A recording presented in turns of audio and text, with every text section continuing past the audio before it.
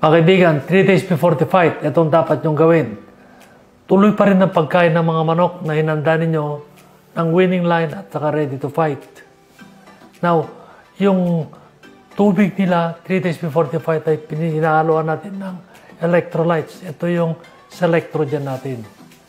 Now, day before the fight, bigyan natin sila ng Complexor 3000. 0.3. No? Now, all the time, ay every week, nagbibigay ka dapat ng B50. Now, preferably, 3 days before the fight, bigyan nyo sila ng B50. Now, eto na. Dadali na natin sa sabungan yung manok. Ready na pagkain, ready na mga gamot nila at lahat. Now, yung electrolytes, huwag nyong painumin ng araw ng laban. Hindi na kailangan. Tubig na lang, plain water lang. Huwag kayo maniwala sa mga nag-eksperimento. Pagka merong nagtuturo sa inyo ng hindi naman talagang magaling, pag wala namang resulta na magpapatunay na sila ay mananalo, ay huwag ka maniwala. Dahil may hilo ka lang na kung ano nung sinasabi nila. Ang dami ako mga kaibigan dyan na, itong tinuro nila, imported, ganun. Wala. Isusubuan daw kung ano nung gamot. Hindi totoo yan mga kaibigan. Ano papakain nyo sa araw na yon? Now, pakain niyo rin pa rin yung winning line at ready to fight. Now, ang timpla dyan ay kutsaritang gamitin nyo. Kutsarita, no? Sa akin yan, tinatansya ko. Sa araw ng laban, kung halimbawa ang laban ay alas 2 ng hapon, binibigay ko lang ay isang kutsaritang pagkain nila at saka 3 dips sa tubig. Na depende sa oras. Tansyahin ninyo kung anong dapat na ipapainom sa kanila. Yung dips ang sinasabi kung ilang sa tubig. Hindi yung papainumin nyo na marami over yan. Now, meron pa kung gustong ituro sa inyo mga kaibigan, wala nang tatalo dito ay yung paggamit ng saging. Bigyan nyo ng saging yung mga manok na ilalaban nyo sa araw ng laban at saka pag kayong halos tatarian na, konti-konti lang, huwag marami. No? Now, isa pa is yung pag-warm up ninyo.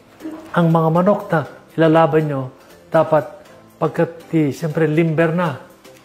Now, huwag nyo masyadong pagurin na pagka nililimber. Huwag yung napakaskas siya, nag-warm up pa lang kayo, tapos patukat lahat, hindi. Tama lang na gising na sila, relax na sila, tapos ikaig nyo minsan at saka kaskas ninyo yung mga manok. Tapos ito ngayon, laban na, tatarian na. Pag tatarian, tingnan nyo na mananarin nyo ay talaga marunong at maganda mga gamit ninyo. Now, at saka pagdating doon sa ruweda na, yung sa tarian, tingnan nyo na ang manok nyo ay composed, hindi malikot, parang nervous o kaya hinihingal. Pag hinihingal ang manok mo, ibig sabihin nun, hindi magandang preparasyon yan. Kailangan yan. Pag hinihingal, tingnan nyo na hindi mainit yung lugar na pagpapatarian ninyo. Now,